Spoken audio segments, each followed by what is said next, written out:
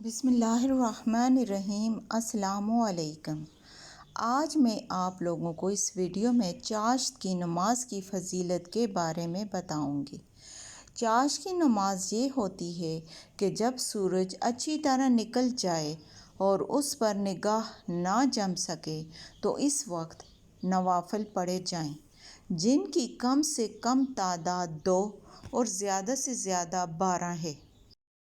چاشت کے نوافل زوال کا وقت ہونے تک پڑھے جا سکتے ہیں۔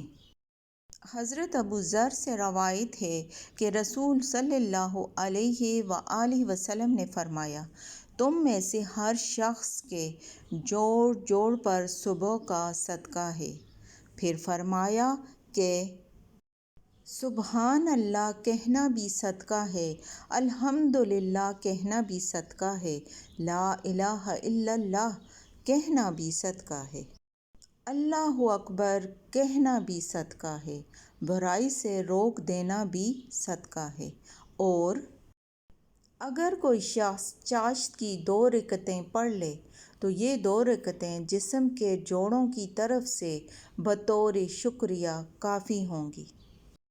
انسان کے جسم میں 360 جوڑ ہیں اور روزانہ ہر جوڑ کی طرف سے صدقہ کرنا کتنا مشکل ہے۔ اس لیے اللہ پاک نے بندوں پر مہربانی فرما کر بلا محنت و مشقت کے کاموں کو صدقہ قرار دیا ہے۔ سبحان اللہ، الحمدللہ، لا الہ الا اللہ اور اللہ اکبر اگر کوئی شخص 360 مرتبہ پڑھے تو جس دن اٹھے گا اس دن کا شکریہ جسم کے سب جوڑوں کی طرف سے ادا ہو جائے گا۔ اور چاشت کی 2 رکعتیں پڑھنے سے بھی 360 جوڑوں کا شکریہ ادا ہو جاتا ہے۔ اللہ اکبر، کیا شان ہے خدا کے فضل و انعام کی کہ اس نے انسانوں کے لیے اتنی آسانیاں پیدا کی ہیں۔ بڑے افسوس کی بات ہے کہ ہم پھر بھی خدا کا شکر ادا نہیں کرتے۔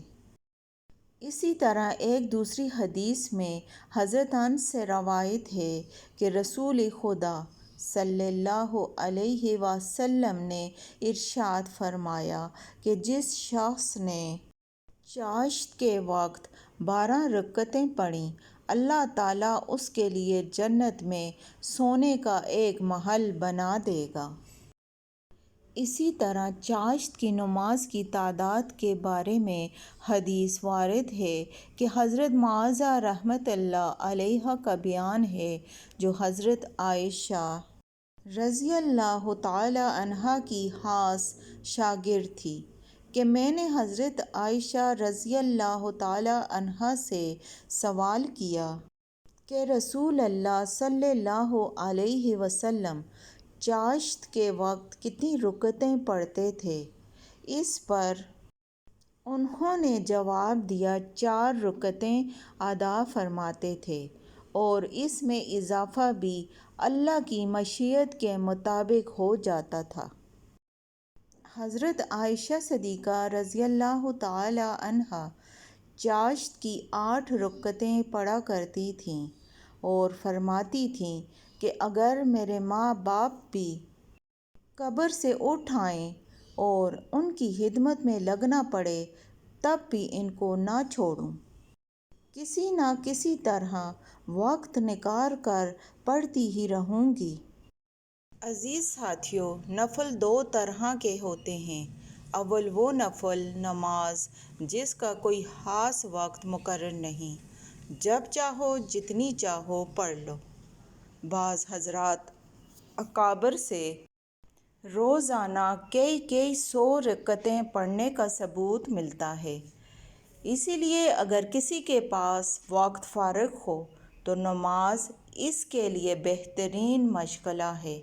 فرض اور سنت مؤکدہ کے علاوہ جس قدر ہو سکے نوافل کا اہتمام کریں، لیکن یاد رہے کہ شوہر یا اولاد یا ماں باپ کے حقوق میں کوتاہی نہ کریں اور مرد ہو تو بیوی بچوں کے حقوق میں کوتاہی نہ کریں، اور مرد ہو تو بیوی بچوں اور والدین کے حقوق نوافل کی مشغولیت میں تلف نہ کریں، کیونکہ شریعت پر چلنا مقصود ہے، نہ کہ اپنی طبیعت اور خواہش پر۔ اسی طرح دوسری قسم کے نوافل وہ ہیں جن کے خاص اوقات مقرر ہیں، اور ان کے خاص فضائل بھی حدیث میں بیان کیے گئے ہیں۔ انہیں نوافل میں چاشت کی نماز بھی ہے، جس کا حدیث بالا میں ذکر ہے۔ اس نماز کی بڑی فضیلت ہے، اس لیے تو حضرت عائشہ رضی اللہ تعالی عنہا نے فرمایا کہ میرے ماں باپ بھی قبر سے اٹھ آئیں تب بھی اس نماز کو نہ چھوڑوں۔ در حقیقت جن کے دلوں میں نماز کی محبت ہے اور جن کو عبادت کا شوق ہے، وہ ایسی ہی باتیں کیا کرتے ہیں۔ چاشت کی نماز کا وقت 9 بجے دن میں شروع ہو جاتا ہے، اور زوال سے پہلے پہلے یہ نماز پڑھی جا سکتی ہے۔ اس نماز کی رکعتوں کی تعداد میں مختلف احادیث میں مختلف تعداد وارد ہوئی ہے، 2، 4، 8 جتنی رکعتیں پڑھ سکیں پڑھ لیں۔ ایک حدیث میں ہے کہ آپ صلی اللہ علیہ وسلم نے فرمایا، جس نے چاشت کے وقت 2 رکعت نماز نفل پڑھنے کی پابندی کر لی، اس کے گناہ معاف کر دیے جائیں گے، اگرچہ سمندر کے جاگوں کے برابر ہوں۔ آخر میں اللہ سے دعا ہے کہ اللہ ہم سب کو عمل کی توفیق عطا فرمائے، آمین ثم آمین۔ جزاک اللہ۔